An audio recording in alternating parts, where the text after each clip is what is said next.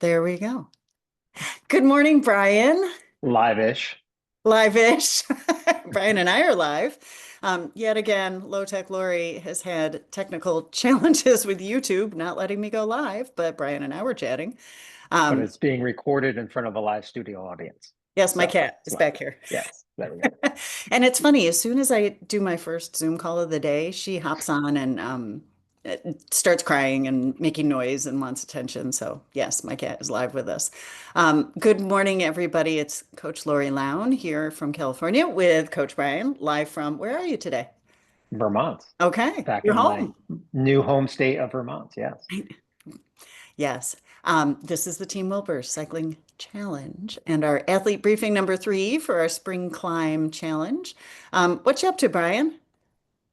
What am I up to? Nothing.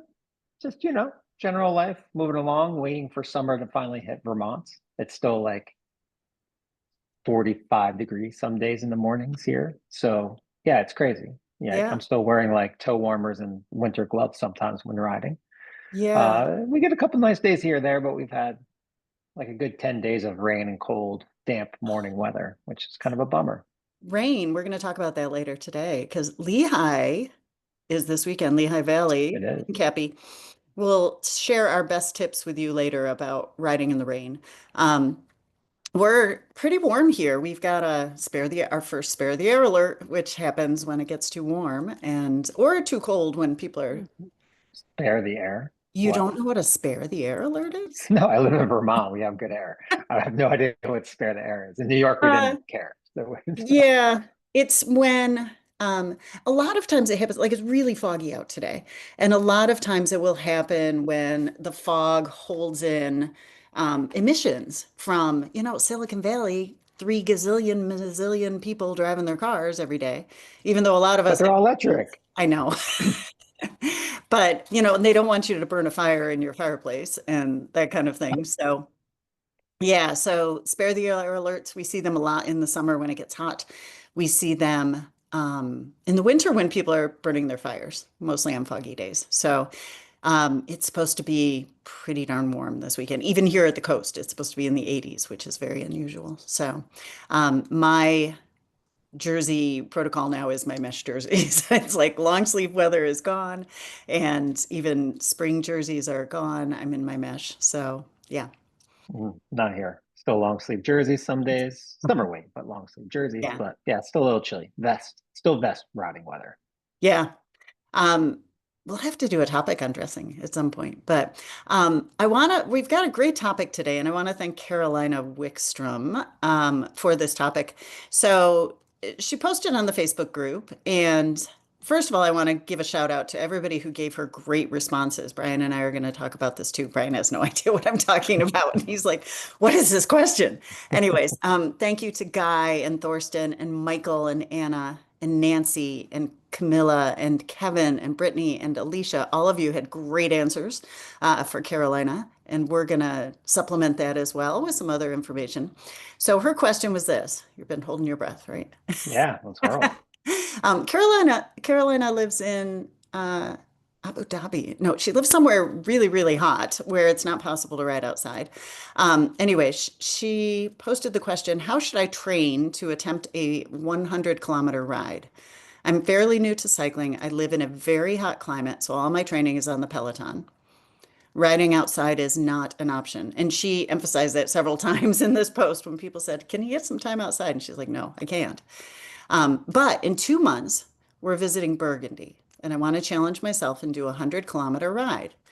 Right now, I'm just doing the challenge, 3 rides plus strength, and averaging 70 kilometers per week. So, how should I modify my training? More time on the bike after the challenge rides, add another day. Would that affect my FTP gains? Who cares?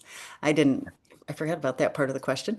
Or should I wait until the challenge is over and then go longer with Power Zone endurance rides on the days I usually ride? So that's our question. First of all, I would say you're welcome to invite Brian or I to France, and we will coach you through this process. And I'm sure we would be happy to do that. So, but it also brings up another question that I had which no one has asked, which is this an organized group or is this just you and your husband? You had mentioned riding Mhm. 50 kilometers, having lunch, and then riding another 50 kilometers. So I have a sense it's probably just you and your husband. Um, and I guess my big question is, can you ride a bike outside? Because it's very, Right. right? Or do you have the physical skill set to actually ride a bicycle outside? Right, We're going to assume yes. We're going to exactly. assume it's not But it a is very different. And so yes. one of the suggestions I would have is if you have an opportunity when you get to France to get your bike a little early and go out for a couple really short rides, that would be great because handling an Mhm. outdoor bike, especially one that's not yours, is very different than riding a stationary indoor fixed gear Peloton. Yes. So yes, and even it's interesting as coaches, well, gosh, Brian, you spend a lot of time in the winter on your trainer, like all your time. All time. What is that 100%. transition like to outdoor riding for you? Um, it's for me, it's not too bad because I have a long history, right? Yeah. So the fitness is there. It's more the support, the body support's not there. Like, Hmm. I worry about my low back being a little bit more uncomfortable for the first couple of rides outside because my fitness can make me go longer, but my body's not ready to sustain that Right. distance. My arms, definitely like in my triceps and shoulders, like those things. Again, we've talked about this in the past of we sit differently on the bike indoor and outdoor, right? Hmm. Indoor, we can sit up and text and give high fives and all that stuff on our bike. We're kind of much more saddle heavy, where Yeah. outside we lean forward more naturally for bike handling purposes that it puts more strain on the upper body and essentially the elbows and triceps, that kind of Hmm. area for sure. Um, but I've done a lot of long events, like Ultraman as an example, where it was like a 90-mile ride one day and 172-mile the next day, where that was in February. Hmm. So all my riding from December up to race day was actually indoors, and I Right. never rode more than say 4 hours Right. indoors. And a 170 We'll mile just bike pause at ride 4 hours takes, because most people are like, yeah, 4 hours? You're yeah. riding 4 hours indoors. But the ride event was on day two was 10 hours, Right. right? So it's not even remotely the same ballpark, but like I was concerned about my body. I wasn't So what concerned I about my hear fitness. is I would definitely work on strength. And that made a Hmm. huge difference in my riding this year. When I made the transition to outdoor riding, I'd been working with a strength coach at that point for 4 or 5 months. And that transition was super easy. And it's not usually. There's usually a couple days when, first of all, I forget how to make power outdoors because it's different. And Yeah. I shouldn't say I forget, but my body's not used to making power outdoors. I typically will find, like you mentioned, the arms. For me, it's not the lower back, it is up in the shoulder. Upper. Yeah. Yeah, that's a big one for me. And none of that happened this year. And then there's also the balance issue. So obviously, Yeah, that comes with, seated I think riding that is comes with okay. time. Yeah. I think But I notice when I stand, when I get out of the saddle, that's where usually it'll be a little awkward. And this year, none of that transition was there. So I would say probably, Carolina, think about increasing your strength training and for really sure. focusing on core and upper body. So that would be one tip for us. Um, and I would say, first of all, think about what your goal is.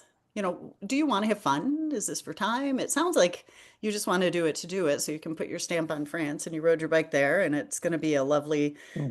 romantic bike ride. And you're going to have lunch and post on I giggle because Instagram. I can think of like doing this bike ride with my wife and her impression of being like this romantic bike ride with like all stuff. And then I know it's going to be miserable half the Right. time.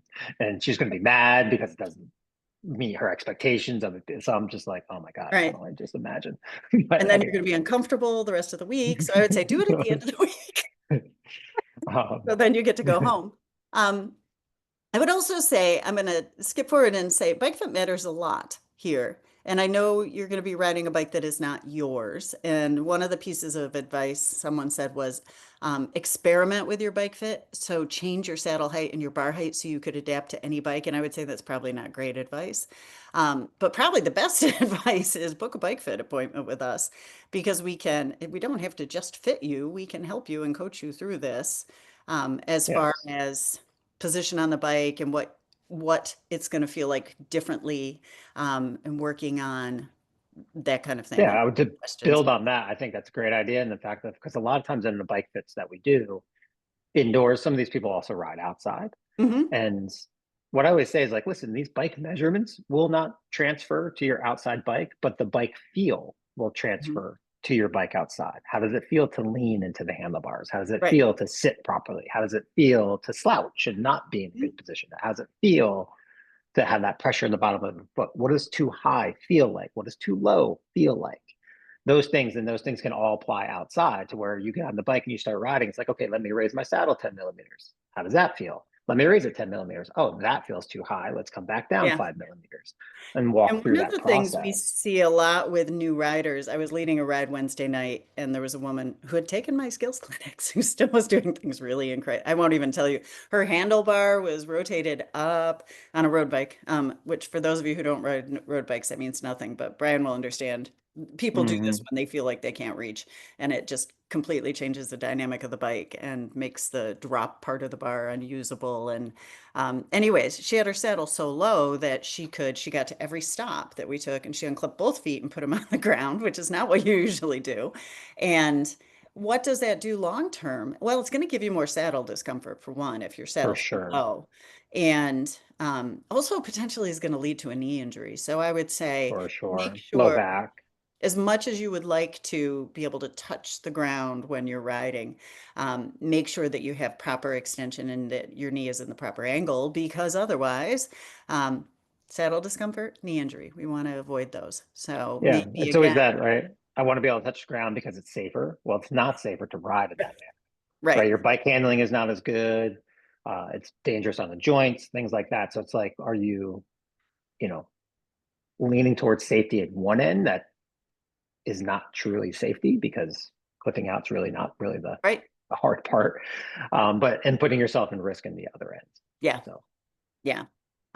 So try to avoid keeping the saddle too low so you can touch the ground. And again, another reason to get the bike a couple days early and practice starting and stopping with the appropriate saddle height. Um, and I was going to bring this up later, but what pedal system are you going to use? Are you going to use a clipless system? Are you going to use a platform pedal? Both of those choices have advantages and disadvantages. So think about that as well. Um, I would say the first thing I would ask you are, what are the demands of the event? Define the event for me. And you had said it's 100 kilometers and you want to do half before lunch and half after lunch. And there's not a lot of elevation change there. I think you said, thank goodness we're riding here and not in the Alps, right? Burgundy is going to be relatively flat. Is it an organized group or is it just you and your husband? And I would say the first thing to figure out is how long do you think it'll take? that's the key to me is time. I would not worry about distance. I'd worry about time. Right. Distance Because is your Peloton kilometers are different than your it, outdoor kilometers for sure. it's not even comparable. It's like you might as well just throw that data point away. Right. Like, yeah, we're going to ride for 4 hours before lunch. We're going to Hmm. ride for 4 hours after lunch. Okay, I need to be able to handle a 4 hour ride and then another 4 hour ride. Like, think of it from a time perspective, not a distance perspective. That's a long time, Brian. I was thinking 4 hours. Well, it's not going to be Oh, 4 hours, but well, I mean, yeah. listen, if Or it's, maybe 5 hours. Or maybe if she's yeah, fast, 3 hours. So in that 3 to 5 yeah, hour it could range, be, right? Because it's really 30 miles, 30 miles. If you're doing, 10 10 miles miles an per hour, hour. it's 3 hours and 3 hours. If you're 12 miles an hour, obviously shorter.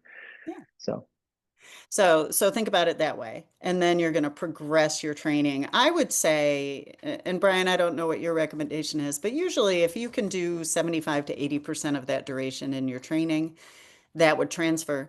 Now, the thing that's different is Peloton training is all pedaling. So it's a little different than being outside where I do is it some, all pedaling though? well, do you coast on the Peloton? Because I No, but when I coast get my on, cadence up nice and high and those pedals are moving on their own, am I really pushing the pedals or just following them? that's true. So, and it's funny 'cause So, a lot of people will say, oh, 2 Peloton miles equals 1 outdoor mile. But I would say, again, think about time.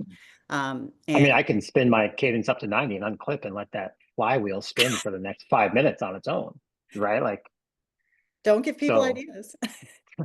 I think people are already doing I it. know. Yeah, so I like, again, it's not apples to apples. Like Right. there's no way to really compare these things. I mean, you could even have the same argument as like, is mountain biking going to transfer to road biking? Like it's Right. completely different. So all we can say is your fitness will translate, right? Hmm. Running fitness translates to cycling, and cycling fitness translates to swimming, and swimming fitness translates to biking. Like your circulatory and respiratory system is your circulatory and respiratory system. It doesn't know if you're running or cycling or swimming or whatever. It's just bringing in oxygen and it's pumping blood.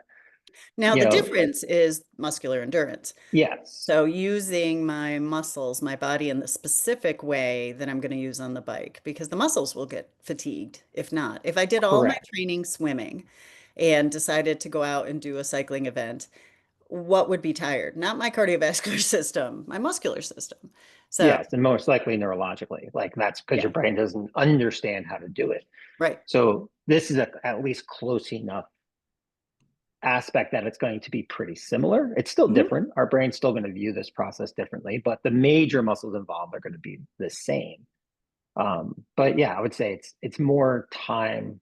I'd be looking at this cardiovascularly and respiratory wise, like fitness that way, and then to your point, strength training from the structural perspective. I Yeah, think it's super like that can't be ignored.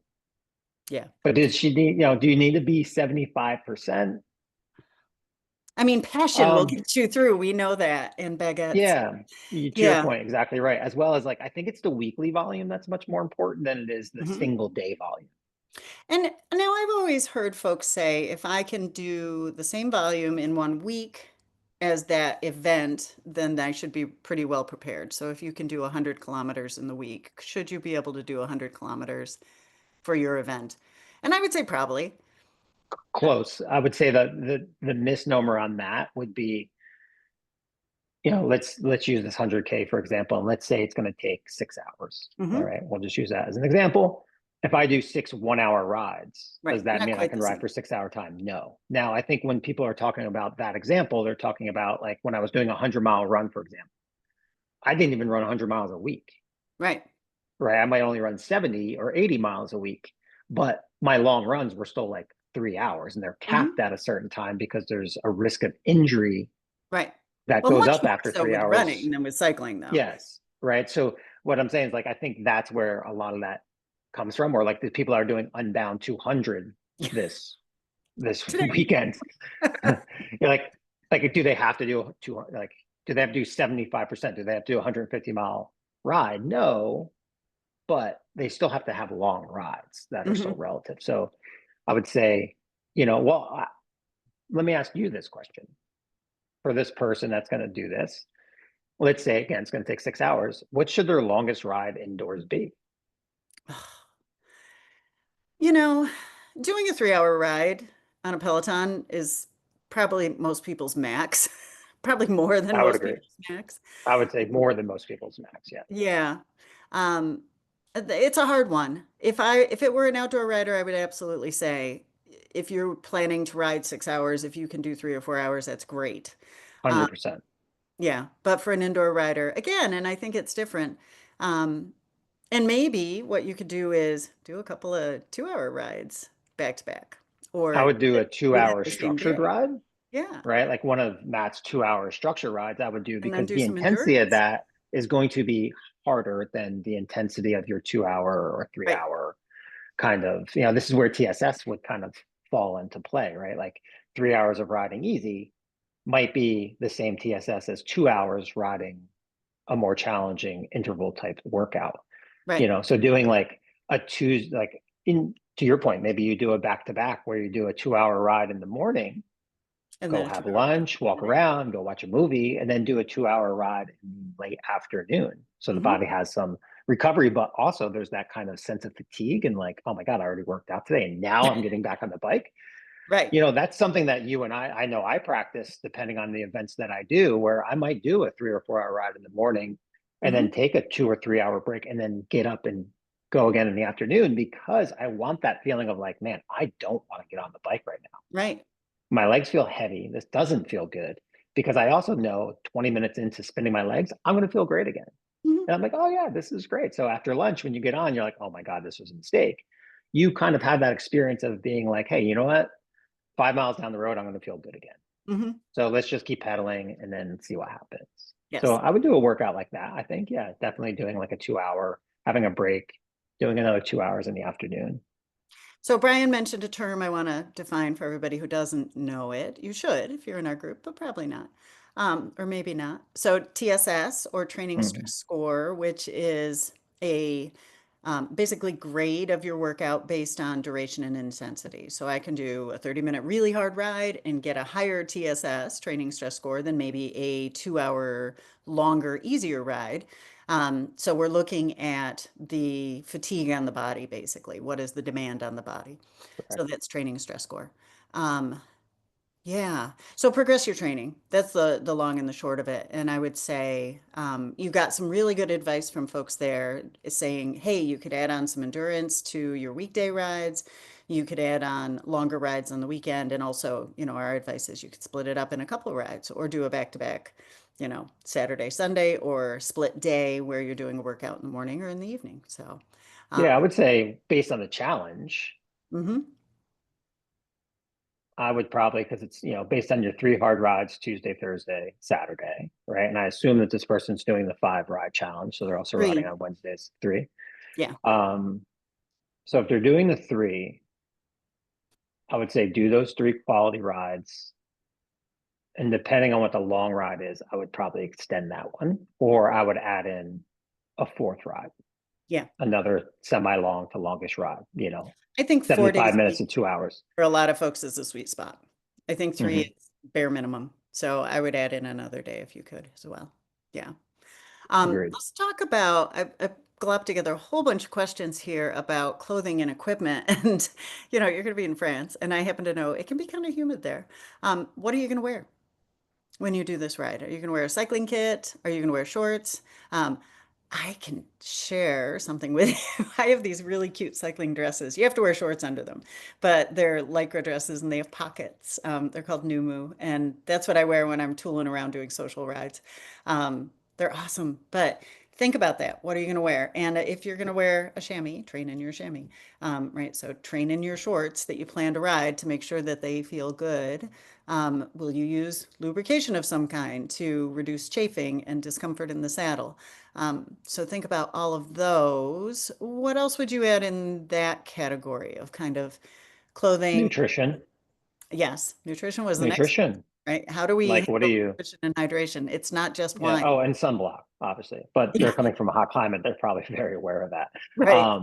And that's the thing is like climate is different for everybody to where they're going. Could be hotter, could be colder, could be higher, could be Mhm. lower, elevation, stuff like that. So to Lori's point, take all that into consideration. And then yes, nutrition, hydration, like how are you carrying this stuff? What are you carrying? Are those products available in Right. France? Should you travel with these things? Should you Hmm. order them and have them delivered there? These are all things that you think about before a bike trip. There's Right. just the logistics aspects of it. And, there's a lot of stuff out there about how much we can eat per hour and how many grams and 100 and 120 grams doesn't mean we all need to be eating 100 and 120 grams. Like it's not needed. Um, but I'd say most people should probably, if we think calories, most people should be probably in that 200 to 300 calories an hour window And that when sounds they're like a doing lot, things. but Sounds like a lot, but it's we not. also have to practice that, practice Yes, training our gut. totally. Yeah. And this is a great time to have like Rice Krispie treats and all the candy that I love to Croissant. eat. Croissant, Right? um, Oh, for sure. baguette. I would say find out as much about the bike that you're going to use as possible because, first of all, I would say get a bike that is a more high performance bike. You don't want a city bike that's Hmm. going to take you forever. It sounds romantic to ride with a step through with a wicker basket and whatever, but no. Get a bike that's going to give you some decent performance, a type of road bike or a gravel bike or whatever. Um, how will you carry things? Does it have bottle holders? Do you need to bring your own bottles? Could you wear a hydration pack maybe? So all of those things to think about. And again, as I mentioned earlier, pedal system. Will you use Mhm. a clipless pedal system or a platform pedal system? You could do it on a platform pedal system, but you might be a little more efficient, a little more comfortable if you could use a clipless system. So Yep. lots of pros and cons and things to think of in advance. And I would say whoever your bike hire is, um, have that conversation with them. And my experience with working with European companies is, first of all, they'll answer you when they want to answer you. Um, and they may or may not give you complete information. Other consideration, do you have a saddle that you like? Are you using the Peloton saddle? Would that be appropriate on your outdoor bike? When I borrow a bike, which is very unusual because I love my bike and I usually travel with it, I will bring my pedals and my And the saddle, and saddle. I'm weird, so I bring some stems and stuff so I can adjust the fit. But It's not weird. I do the same exact thing. right. So those are the things that you'll want to think about. And again, having a woman's body or a female body versus a male body, the bike may fit a little differently. So make sure you can get comfortable on the bike. And don't be afraid to ask them to make some adjustments for you in the fit. Totally. So, anything else about traveling to France? Any other advice you might have for Carolina? I now have Enjoy pronounced her name three different ways, I think. it. No, I think, I think bike trips on vacation is like amazing. Like, I think it's such a great idea. It's such a great way to see the actual local culture Mhm. and experience it. Like driving, like think about how nice it is driving through the country. Right. But doing it on a bike is so much more intensive. Like you see so many more things. It's easier to stop. Like you experience it way differently. You see the goats and the Even cows, and you can stop and take photos. Yeah. I mean, even locally, I mean, I ride the same roads here all the time. And today on my ride, which is only an hour long, like a nice, easy ride, I saw like two new things I'd never noticed before after being here for 2 years. What did you I was see? just like, oh my God, it's just a house. Yeah. And there was this one cow that I saw that was the way it was set up was really cool. But Do you it's just like talk little to the things like that. cows? No, but I think they look at me in a certain way and have thoughts. So I kind of think what they're thinking, Ah, right? And like this guy was all by himself, like standing, and like all the other cows were over there, like lying down. And I could just like in his head, he was like, those guys are all lazy. yeah. Like, what are they doing? Like, he wasn't following the pack. They were all laying down sleeping. He was like, come on, man, it's a nice day. It's going to rain later. Like, we're all going to lay down later because it's going to be raining. So Right. let's get So up and let do me just, I something. was thinking that as you were saying that, when I grew up in upstate New York, and we had a saying that when the cows lay down, it's going to rain. Hmm. Also, when the leaves turn over, it's going to rain. Turn. And Yeah. I'm here in They show the California, and I'm underside. like, do the cows never lay down? Because but they do lay down here. So I guess that's learned behavior, East Coast versus West Coast. Um, but that leads us to our next topic. So, Carolina, anyways, thank you for that great topic for conversation. We're happy to answer some more questions. Feel free to post them, or if anyone else thinks of anything else while we're um, prompting you here. So that's still on the Facebook page. And I tagged you this morning, so you knew we were going to talk about this. Um, so this weekend is a pretty big event in Lehigh Valley, Pennsylvania. It's the Hincapie Grand Fondo. A lot of people have been training for it. And a lot of people, I've gotten lots of text messages and emails from clients saying, I don't know if I want Mhm. to go, it's going to rain. Now in California, one of the things I always tell people is train in the rain at least once, because what happens on your race day, your event day, if it rains, are you not going to do it? Now, the East Coast is a Mhm. little different because you guys actually ride in the rain. We don't. Yeah. We don't have a choice. Like, yeah, I mean, you're going to ride in the rain at some point in time, Yeah. you know. So I was thinking through my best advice because you can't change what the weather's going to do. And if you haven't been training in the rain, it's too late for that. So I can't give you that Mhm. advice. But what are the other things that I would consider? And the first thing I thought about was dress for the weather. And Right. um, so not only the rain, but the temperature. A lot of people will throw on their rain clothes and they don't realize that as soon as they do that, their body temperature is up like, at They 50 sweat degrees. like crazy. Exactly. And Like I always, that's the thing with rain jackets for me. It's like, great, I'm keeping the rain out, but I'm sweating so bad inside. I'm still drenched. So what's the difference? we Like always have the saying, right? I'd You're rather either like going the to get wet clean from the water. inside or the outside. Yeah, I'd rather the clean water than the Yeah. stanky sweat water on me. But if it's cold, rain gear might Correct. be appropriate. So, Correct. and I would Yes. say I almost have never worn rain pants except for commuting or when Yeah, I've ridden in like Alaska and New Zealand where it's really cold. Um, correct. so probably, and I don't know, Brian, were you old school with embarkation on your legs when it would rain in races and stuff? Well, for yeah, like Still? fall, Yeah, like in the fall, you would do it just on cold weather because you right. instead of tights. But yeah, For those who don't I know what didn't use it for embarkation long. is, it's heat cream. Mm, Usually it's capsicum or something like that. And it's also usually like a Vaseline texture. It's really hard to get off. And if you get in the shower and you've had this pepper cream on your legs, it also makes you look a little tan. It burns. You have to get it off burns. before you get in the shower. But we used to, back in the early 2000s when I first started racing, yeah, we used to use heat cream and probably we didn't need it, but that's what everyone was doing. So it was like, oh, we want to be pro, so we're gonna I put embrocation on.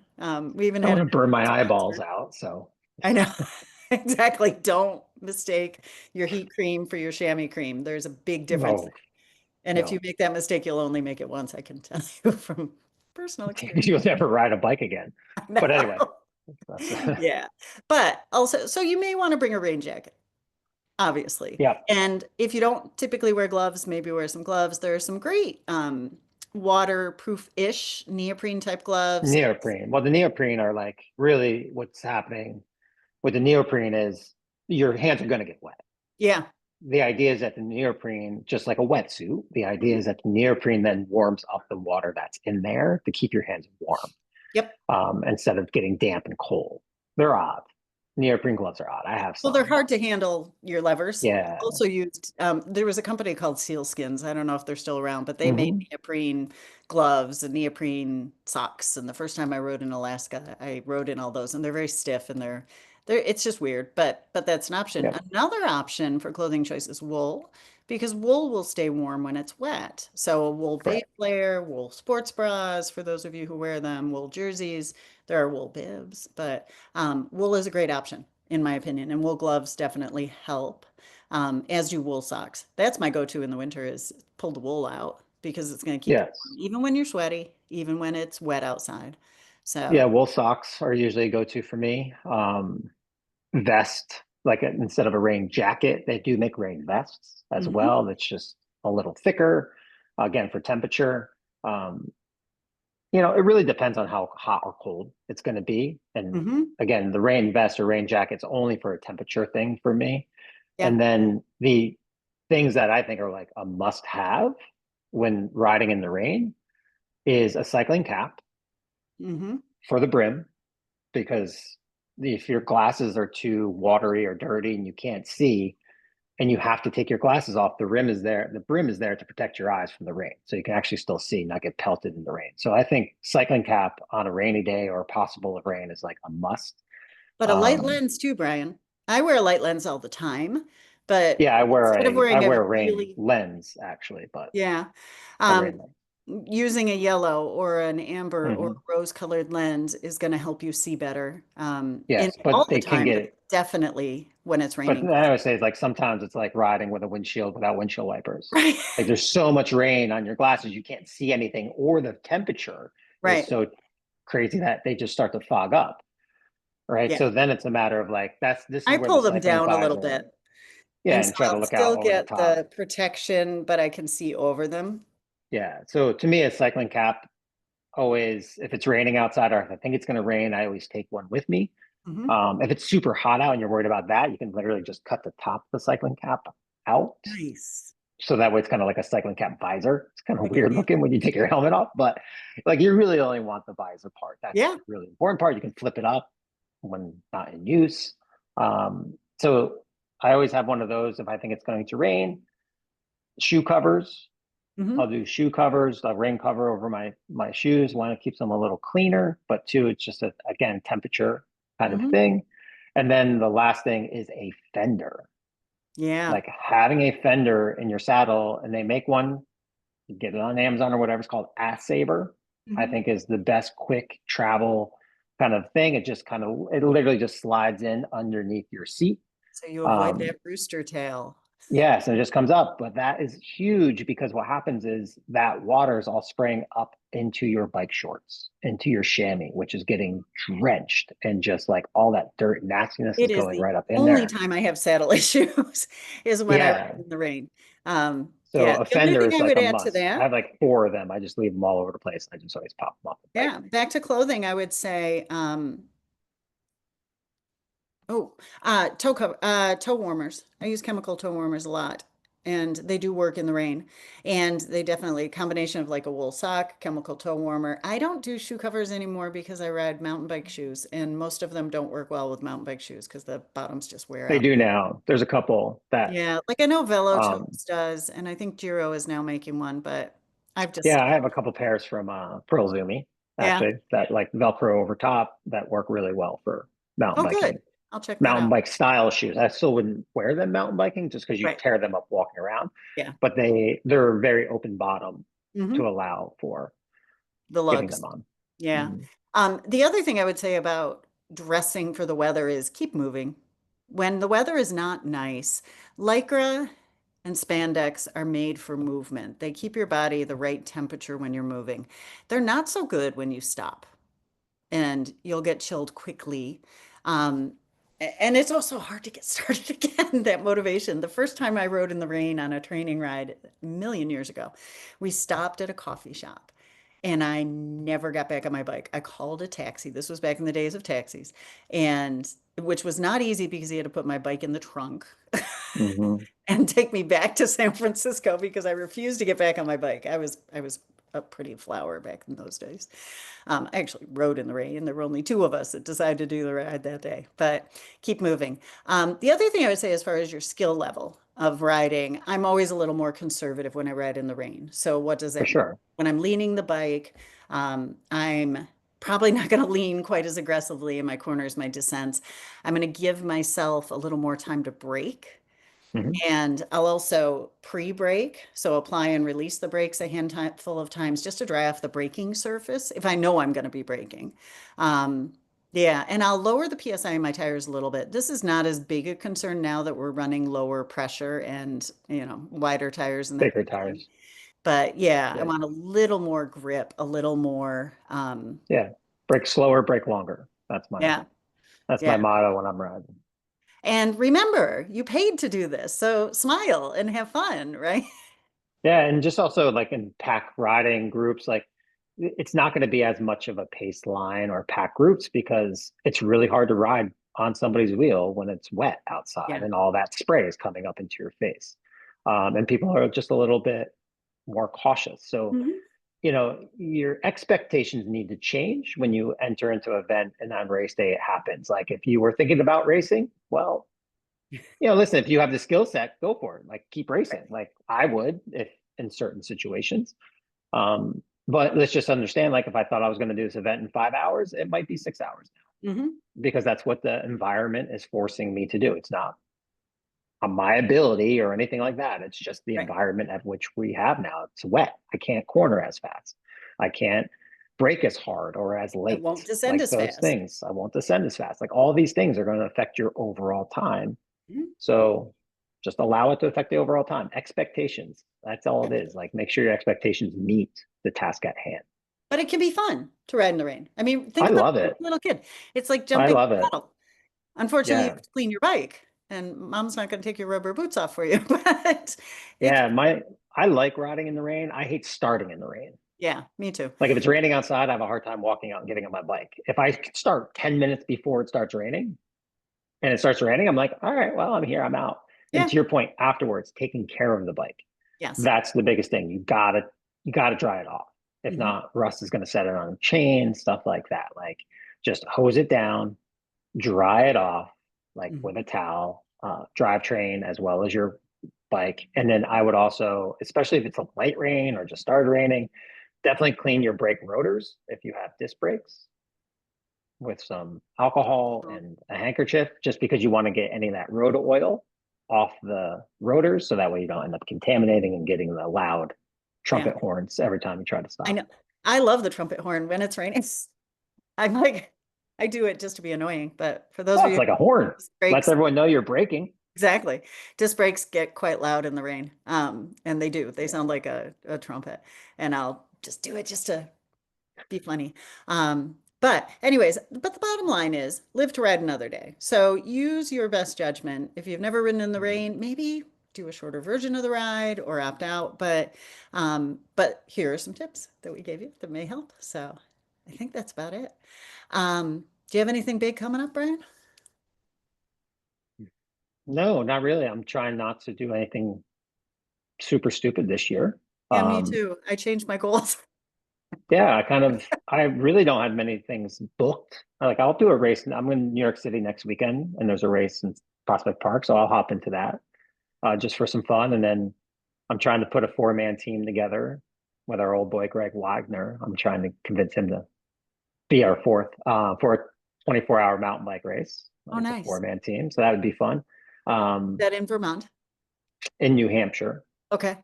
so close. Yeah. And then, hopefully do gravel nationals with you in Yeah. September, and then maybe the stage race here in Vermont in August. But I'm kind of playing it by ear this year, like as things pop up. And what's crazy is I'm actually probably training better this year than I did last year and all that stuff with events on the schedule because I don't know. I don't, Yeah.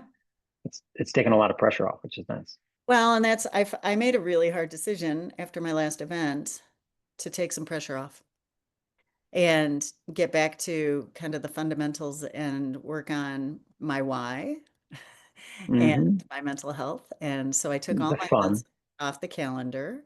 Um, and I'm working on some other things. So Yeah. It's the fun. Like the hard part is when you train, you forget to ride. fun. And last year was very intense for me.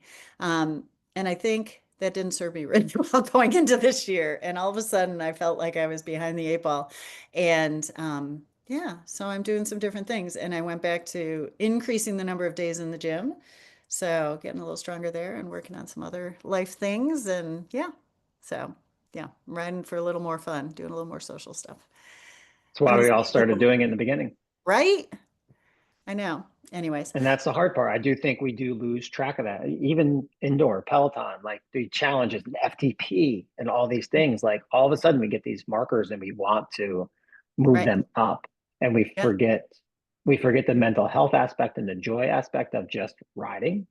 And that's what today was. And I've incorporated in my mentality now is like it's a t-shirt ride. Yeah. Well, like on the days, like certain easy days like today is like I head out with a t-shirt on, not a jersey, because when you have a Nice. t-shirt on, You're not going I hard. don't, yeah, I don't feel like going hard, and everybody else around me knows I'm not going hard, Yeah. right? Because like that's part of this is like competition with the Right. leaderboard and everything is we feel like we're being judged and looked at all the time, Hmm. which typically we're not because no one really cares what you do. Although I will say, can I share something funny? Um, I went out and I've been doing this social ride called Anything But Lycra. And every month it has the theme. And the first month I did it a couple months ago, it was tie-dye. So I'm wearing this tie-dye shirt and I go by this big race-oriented ride. And this is Santa Cruz, right? Everybody works in the bike industry and these are Yeah. all, national champions, world tour racers. No one gave me a finger wiggle or a head nod or a Oh hello. yeah. They all looked at me like I was weird. And then the next day I went out in full kit and I got all the, and I was like, Mhm. really? From the same group. It was like, okay, Yeah, it's like Jeep owners, right? Like every Jeep owner waves to another Jeep I owner, know. and motorcycle riders wave to motorcycle riders. Like it's Yeah. that same kind of thing. And cycling, especially road cycling, I think can be very cliquish. Yeah. Um, Well, that's why this ride started. And it was funny because we were sitting at the beer garden where they finished the ride.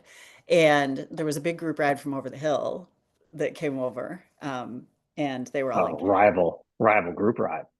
Well, no. Well, yeah. I mean, it's one Yeah, of the big bike off. groups from on the peninsula of the San Francisco Peninsula, and they came over and they were all aggro, and they then they got on the bike trail, the bike path that's next to the beer garden. I'm like, really, in your big pack, and One group is drinking IPAs and one group is drinking Pilsners. It's right. like it's not mixing. And the It's like, guy who oh, started the Lycra ride, the anything but Lycra ride, he's like, this is why we do what we do. And he also rides hard. He worked for Specialized for many years. He works in the bike industry now as a fitter. And, it's he's all about all kinds of rides. And I think that's at the yeah. end of the day. So Carolina, This is back to your question of will this affect my FTP gains? Who cares? It's a number. At this time of year, it's not about FTP. It's about enjoying and having joy in the Yeah, process when one thing goes up, one thing might experience. go down, right? If I get Yeah. better at something, something else might drop off. But the idea is in the long term, riding more is not going to be a negative in your fitness. No, not at all. Riding more is not going to The, make you a worse bike rider, right? the Like it's going kilometer to to pay off. croissant ratio will be awesome. Yeah. And it's always going to apply. It's adding to the bucket in some way. Yeah, So yeah, what your FTP might go down now, but your FTP might go up in October because of what you did right. now in June. And that's programming. That's the idea of what these challenges are about is we're not always focused on FTP. Sometimes we're focused on something else to help the FTP build a platform to build off of and Yeah, up to. So that's the hard part. Like I always say, my clients sometimes they see their FTP go down and they start freaking out. My first question to them is like, all right, listen, in the last 4 weeks, have you done anything, proactively done anything to make yourself less fit or less of a bike rider? No, I've been trained. Okay. So you haven't done anything to make you less fit. You right, haven't done anything to make you a worse bike rider. No, no, no. So what are we talking about here? You're definitely not less fit. And you're definitely not a worse right, bike rider by riding your bike more. right. So we're good. Like, let's just continue on. Numbers are numbers. Let's see how we perform. Yeah. And on that note, have a great week, everybody. Thanks, Bye. Brian. Good to see It was everyone good to again. chat. Yes. Bye bye.